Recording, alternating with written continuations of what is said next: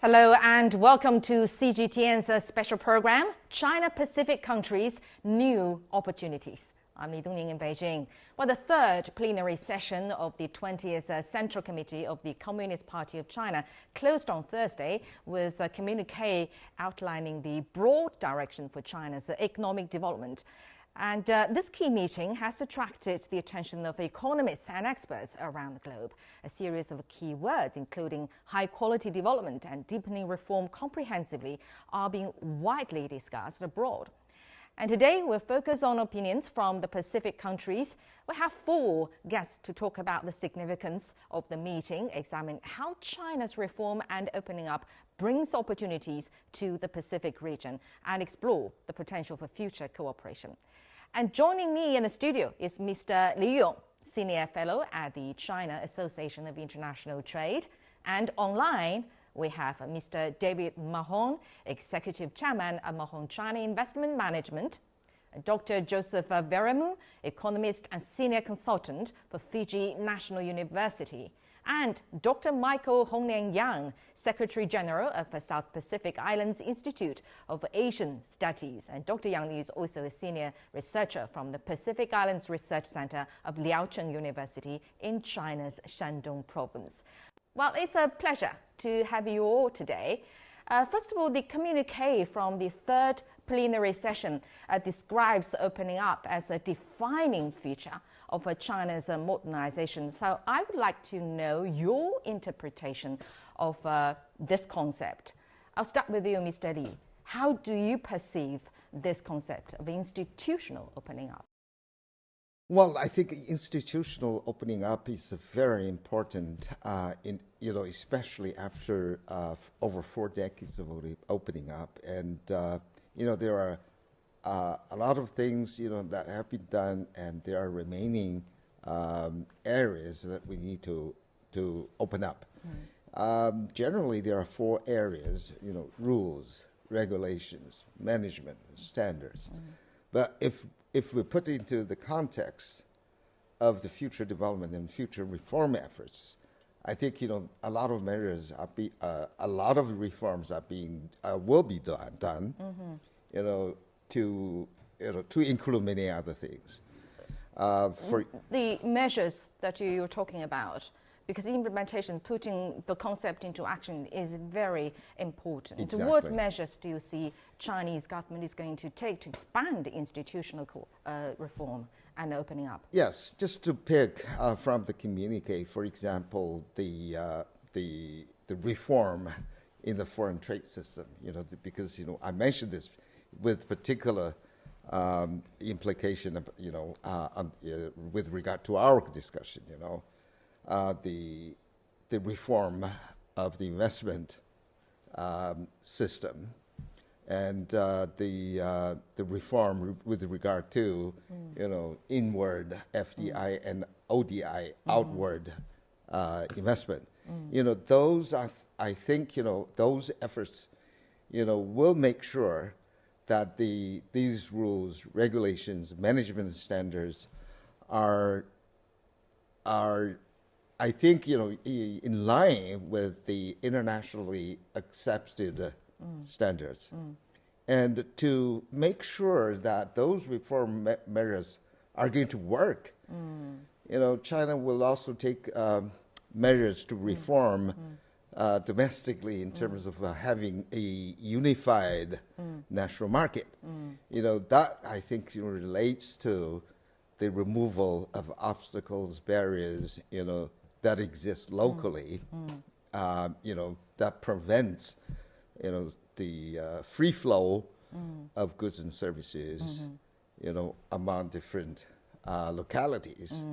And there are also reforms, for example, on the national treatment for private sectors and also foreign investors, etc. So those, I think, will be the effort that is going to be made, that are going to be made by the government, to make sure that institutionally, we are going to be more open, right, and more investor-friendly, so to speak. What about you, Mr. Mahon? How do you perceive this concept of institutional opening up? I think it's something which didn't need to be said if you're Chinese. You know, I've lived in China for 40 years, so I take a perspective apart from living here. But I'm a New Zealander, and I still think from a Pacific perspective and a small country perspective, I think there was a misnomer post-COVID that China had willingly closed its border. It preferred to be isolated from the world, which just isn't true. So I think in a sense it was a message that was reiterating the fact that China has for a very long time been open to foreign investment and remains so. And we guide investors in the market from a number of countries, not just the South Pacific, Australia and New Zealand, but also Britain. If you've got a good investment idea, if you're working with a willing company in China, it's a very good place to invest. So I think in a sense it is reiterating something, sort of recorrect a misperception of China that had developed. So what kind of, this is a measure that I think the South Pacific nations, including New Zealand, love to see. But what steps exactly do you think Chinese government is going to take under this concept to better attract and manage foreign investment effectively? I think one of the key things is to really make clear what sectors are open to foreigners. And there was some mention, it's again, this is a communique that is a broad outline. Most of its content will be followed by detail in the coming months. But one of the areas is the service sector. There is already increasing liberalization of the financial sector. So being more specific, saying we would like to see more merchant banks in China. We would like to see participation in consulting services. I mean, the media, of course, is a much more sensitive area, but being perhaps a bit more specific, that would help. But fundamentally, post-COVID, the government is being very careful to try and focus on true areas of growth in the economy and not just go for stimulus as most Western countries have done. So they've been very disciplined. We haven't had quantitative easing as we had in the US and in Europe post-COVID. So it's a very interesting time. It's a tough time. And this whole position from the plenum shows they're not wavering. They're going to allow the market to really define direction, focus on areas they know are already strong, like technology. So as much as there are things missing, and many commentators have criticized that, I think the lack of easy solutions, pumping money into the housing sector, that's a good sign. And that we're going to go through a rough time for another year or so, but this economy will continue to steadily improve and recover. Right. And what about you, Mr. Dr. Veramu? What's your understanding of this concept? Yeah, thank you. Bula from Fiji. I read through the communique that was put out through the website of the Chinese embassy in Suva. My take on it is that it also encompasses the idea that President Xi Jinping raised regarding the global community with a shared future. It's tightly connected to that. It talks about lasting peace, universal security, and common prosperity. Because what I think we should realize is that we don't just get prosperity or great economic development in isolation. There must be global peace and security. And what I like about the communique is that it also brings together the ideas of an open, inclusive, clean and beautiful global world. And I'm so thankful that Xi Jinping is doing this, because I believe last year, after the UN meeting, he had spoken to our Prime Minister in Fiji and also talked to Prime Ministers in other countries. And they felt that this was a good way to move, that there should be a common prosperity for the world. And that is what China is doing. Last week, I was at the Melanesian Spearhead Group with other Melanesian countries who support the One China policy. And this was something that they also raised. They like this idea that is being brought up and is spelled out in the communique. Thank you. You described this institution opening up as being inclusive. So what implications do you think this concept, together actually the communique in general, has presented in terms of China's economic relations with the South Pacific nations, Dr. Verimo? Yes, I think one of the problems in this part of the world is that there is that Cold War mentality that we are part of this bloc or that bloc, we are part of this Western group and so forth. But I like the communique because it is saying that we are all one family. We should put aside our ideological differences and work together for the benefit of the world. And that is what the communique is trying to say. And I'm so glad that it is saying that and that the world is moving in that direction. Thank you. All right. And Dr. Yang, tell us your understanding of this concept of institutional opening up. My understanding is that the institutional opening up does not only mean the opening up the market or the simple trade liberalization, but more importantly, it requires the transparency and predictability and the fairness in the systems and the rules. So as we know, China's politics systems is different from the most of the Pacific Island countries, so which has caused many differences between. So for example, the standards are not unified because of from a geographical perspective, Melanesian countries such as Fiji maybe we're willing to follow the Australian standards. So secondly, there are many differences between the two sides in the administration systems, which leads to the differences in the efficiency and the market mechanisms. Therefore, the introduction of this concept is very important for the enhancing trade between the China and the Pacific Island countries. So by making sure the markets legal rights are protected and stepping up the international cooperation and the coordination, it can force the partnership between the both sides grows steadily and last a long time. So I believe this is also an important reform that China plans to make. So improving the legal system and expanding the market access will helping enhance the Chinese influence from the international competition. Right. Thank you. Thank you. Well, Mr. Li, in your extensive experience as in the international trade, could you elaborate on the specific opportunities? Because our guest mentioned the guidelines, the feeling that they have that the communique is going to have to enhance relations between China and the South Pacific region.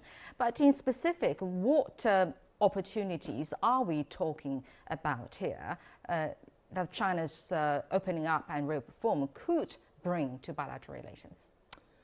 Well, if we look at the possible economic cooperations between China and the Pacific Island countries, there are indeed many. There have been already in the past few decades cooperation in over 20 areas that include, for example, trade, investment, agriculture, medical fields, and many other, digital, green, which has become the recent trend of cooperation.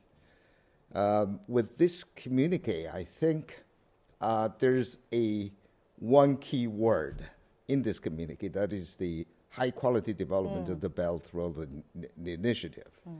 And I think, this, has special implication with regard to the economic trade cooperation between China and the Pacific countries.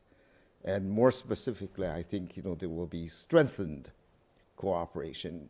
And of course, there are well-known 6 platforms of cooperation, and I believe these platforms probably will expand to 8, 10, or maybe more. Because if we also try to understand the background of high quality Belt and Road Initiative development, we need to understand also the 5 action plans that President Xi Jinping proposed last year during the BRI Global Conference.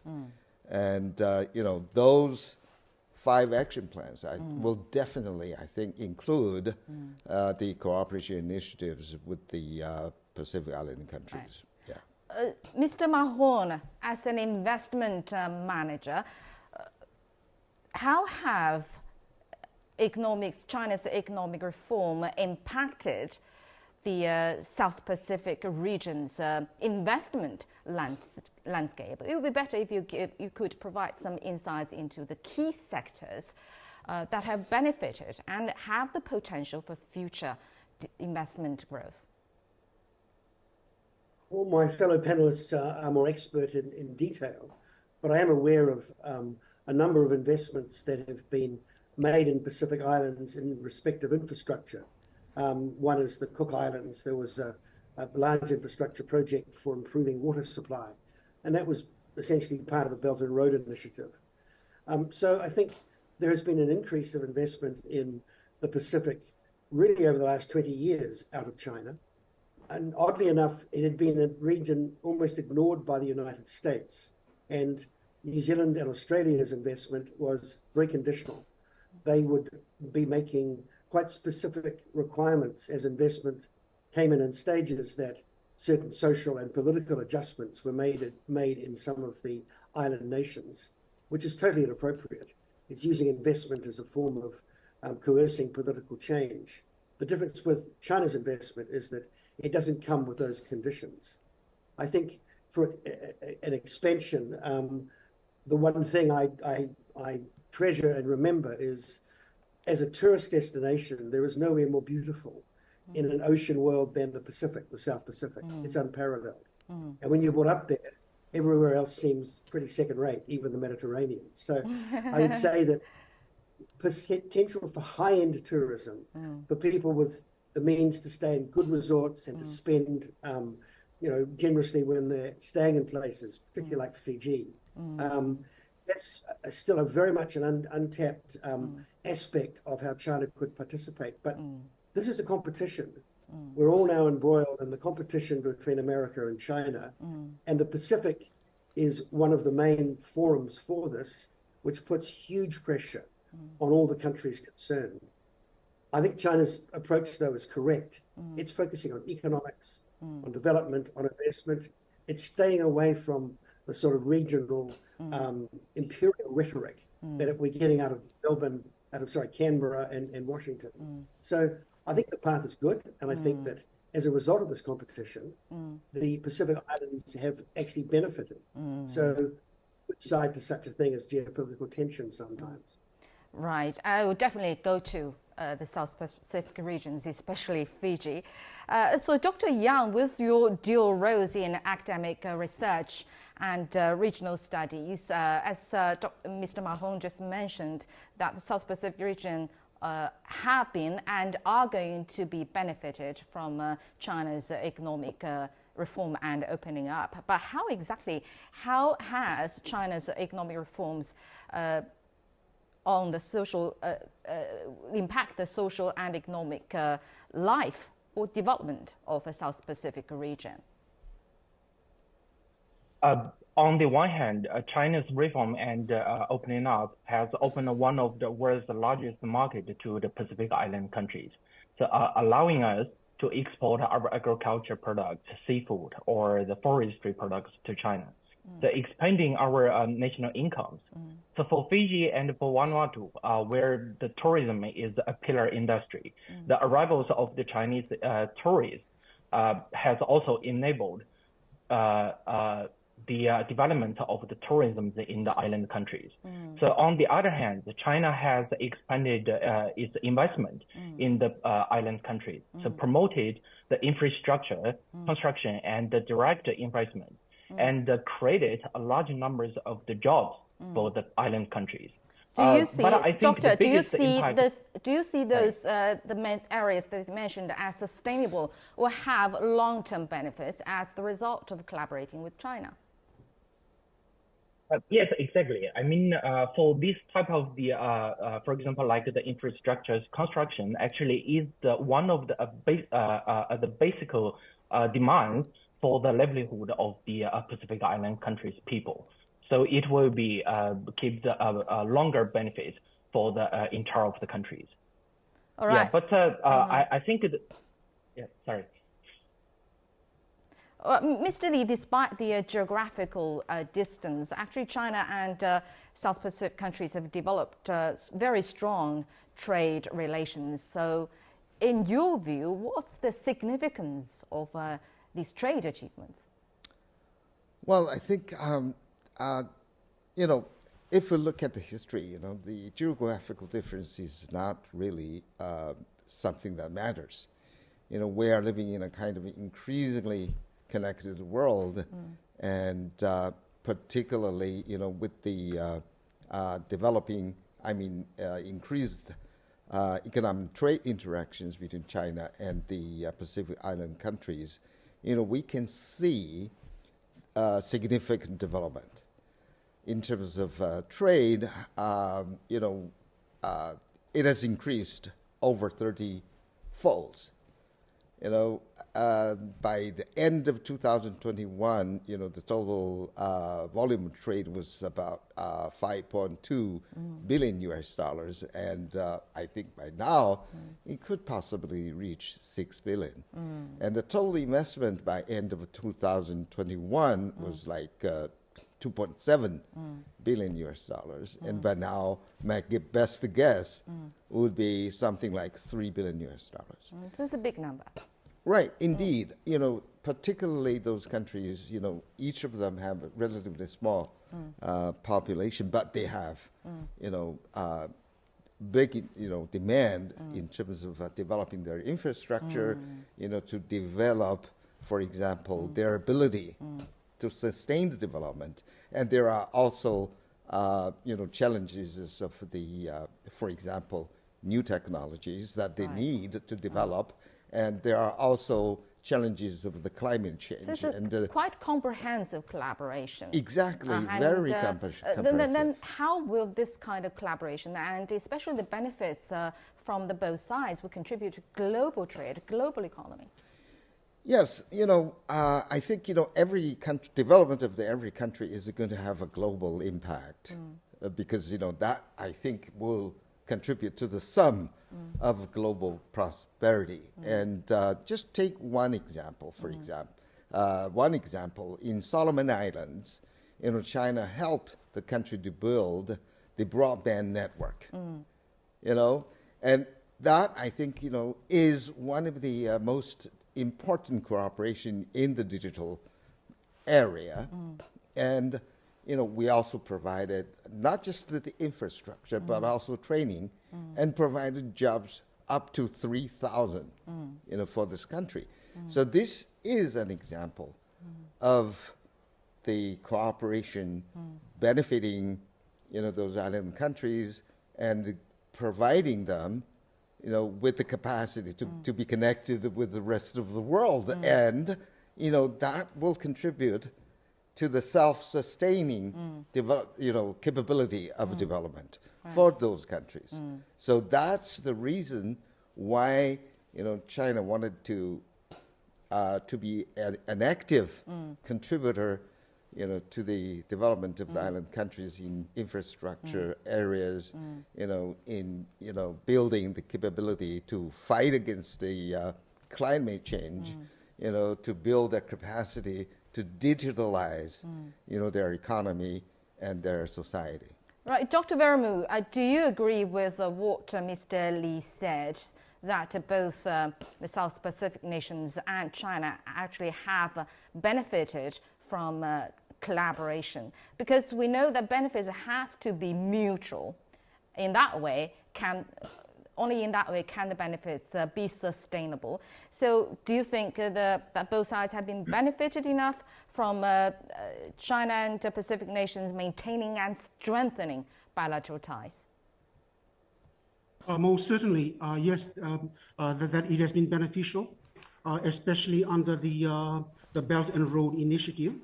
And I was recently in Port Vila in Vanuatu, meeting with representatives of other Melanesian countries, and they do agree that the infrastructure development has really opened up development. The broadband in the Solomons has been mentioned, and in Fiji, the so many roads that have been built has also helped get farm produce to the markets, because as we know, tourism sometimes depends also on it's up and down. So we need to diversify the economy.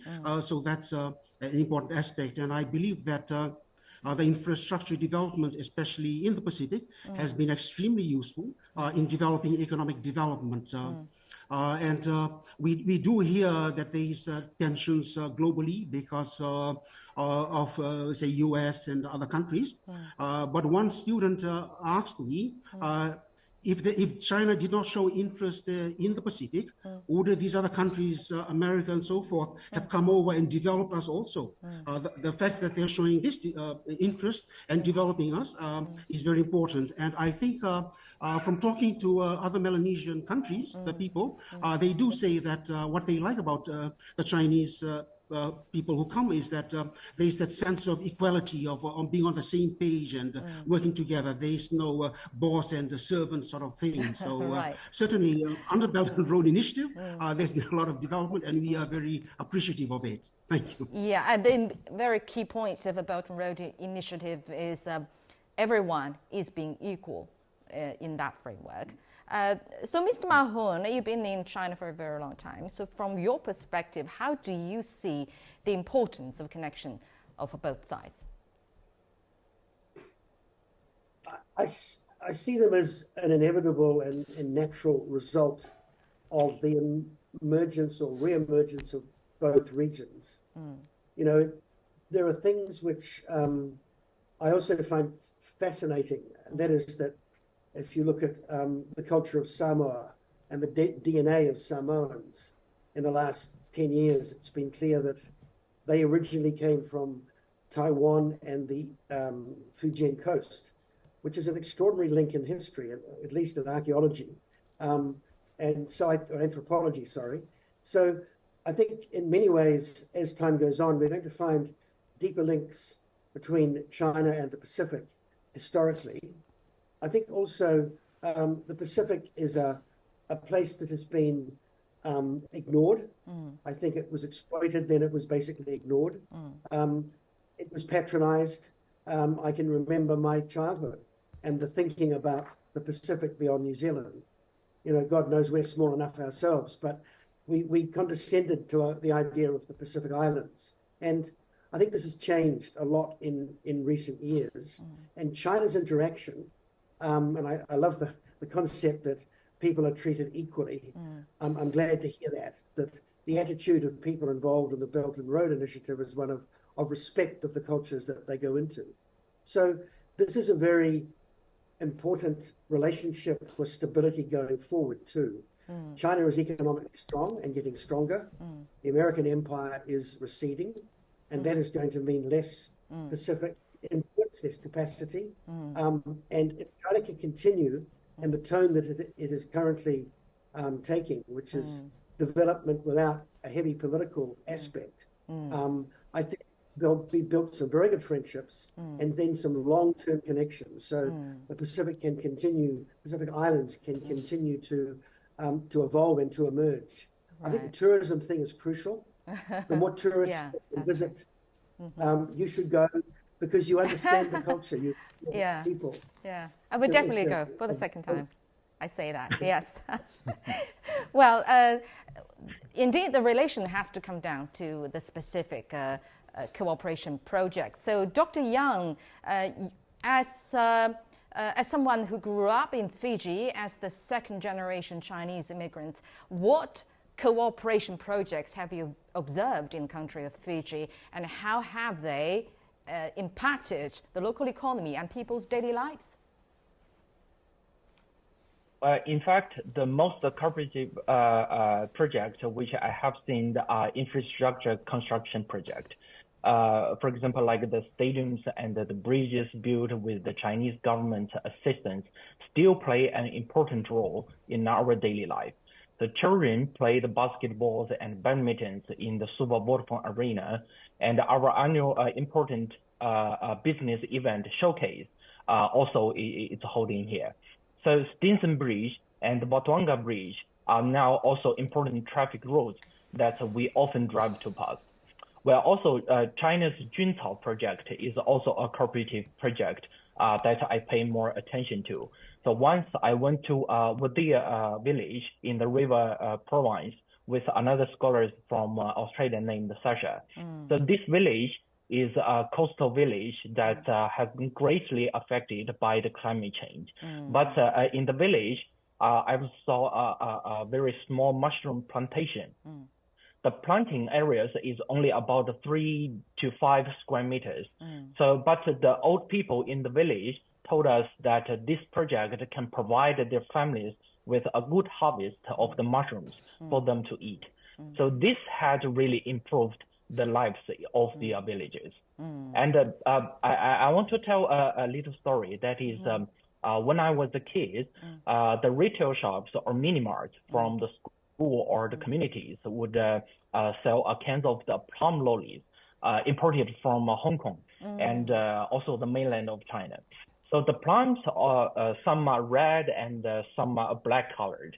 The adults usually eat the red color ones when they drinking grog, which is kava. So because they have a stronger taste.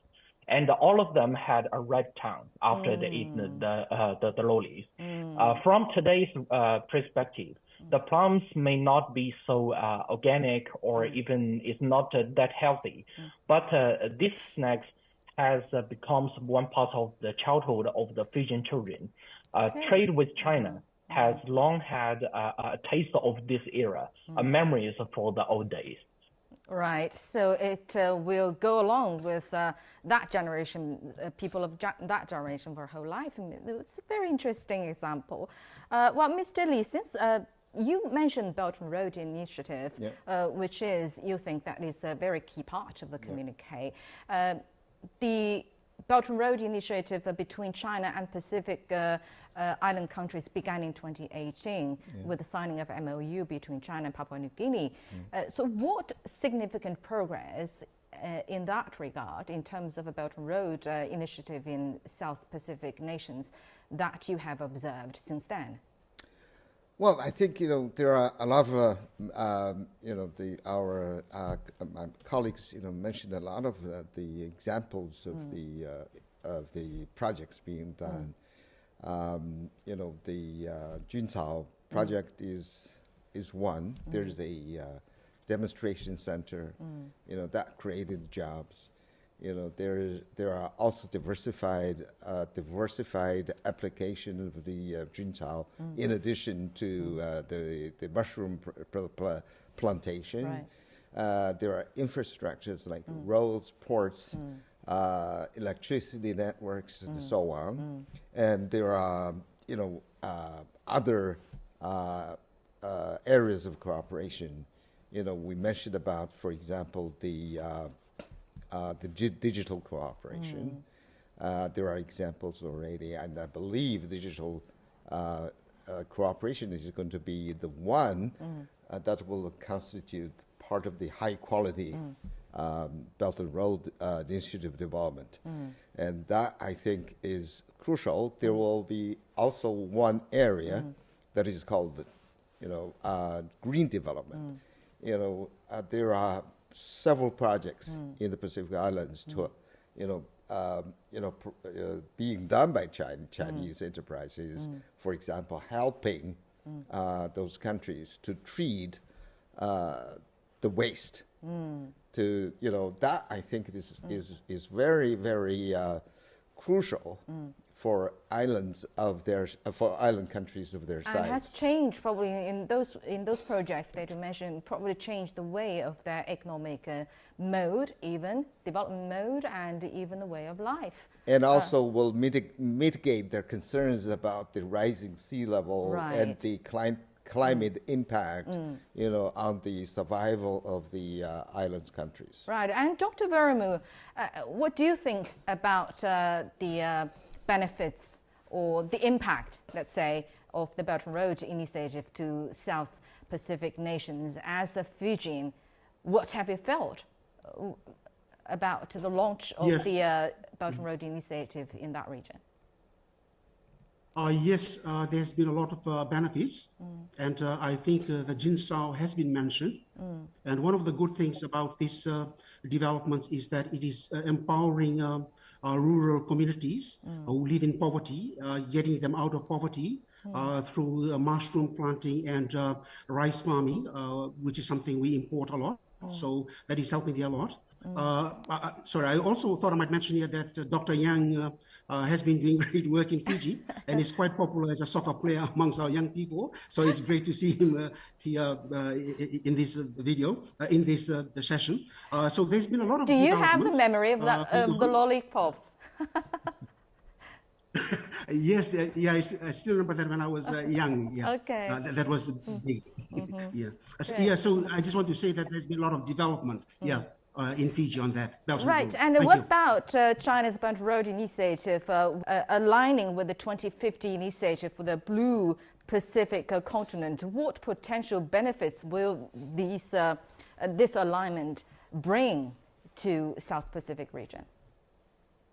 Dr. Verimu.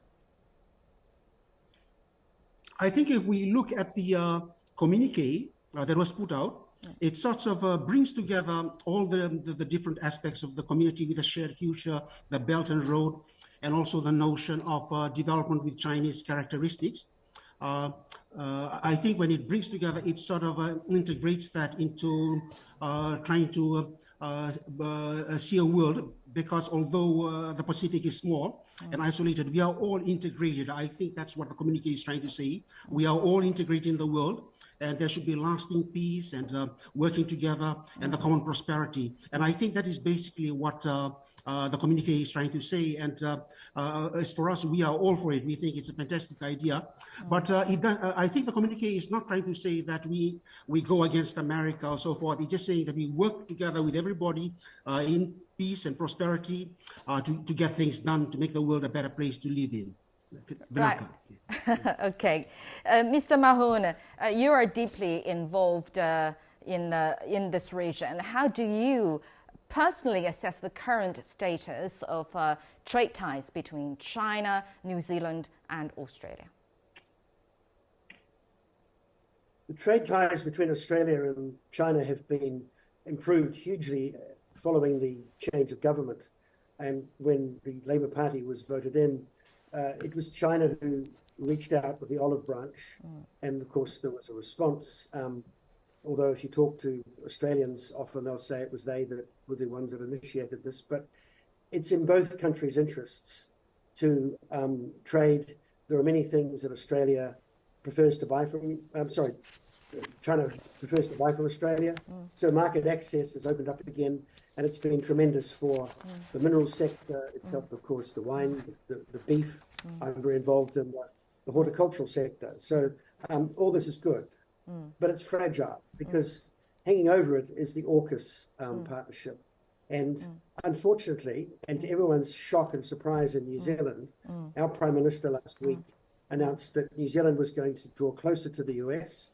We were considering AUKUS Pillar 2 and might even put troops into the Philippines alongside the US presence, which is a complete, almost individual reversal of almost 50 years of a non-allied policy. So I'm still digesting that. I notice China's said almost nothing, which is a good thing. They're being very patient. But this is the push and pull. And I think it is important that Pacific nations deal with all countries. Yeah. We deal with the United States, we deal with Europe, we deal with China. Yes. But this is the push and pull at the moment. So Yeah. trade's great. For New Zealand, it's wonderful. But hanging over it are these political choices that sometimes our politicians, I think, accelerate for all sorts of reasons, and it's unnecessary and unhelpful.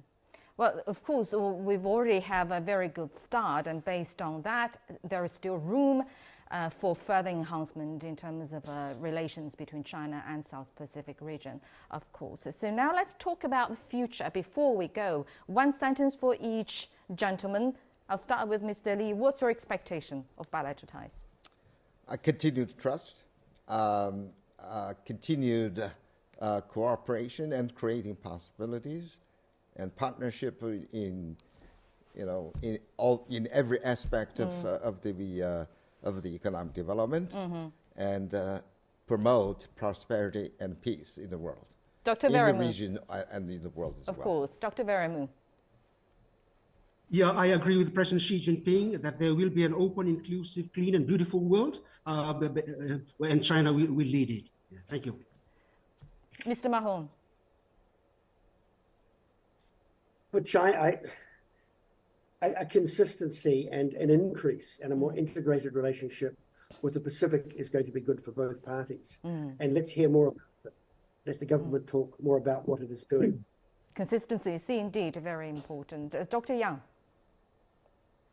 I'm full of the expectations for the future bilateral cooperations between China and the Pacific Island countries. In the context of China's increasing emphasis on the Pacific studies, I also believe that in the future cooperation, the two sides will reduce the misunderstandings and be more able to understand each other's philosophies and values. Put focus on the basic research on the Pacific Island countries and paying attention to understanding the academic achievement of the island countries will be an important milestone for China to express the intention to expand the cooperation with the island countries. Right, concrete actions and setting up mutual trust, interact with each other. All right, thank you. Thank you very much, gentlemen, for your wonderful insights. And with that, we come to the end of today's discussion. I'm Li Dongning in Beijing. Thanks for watching.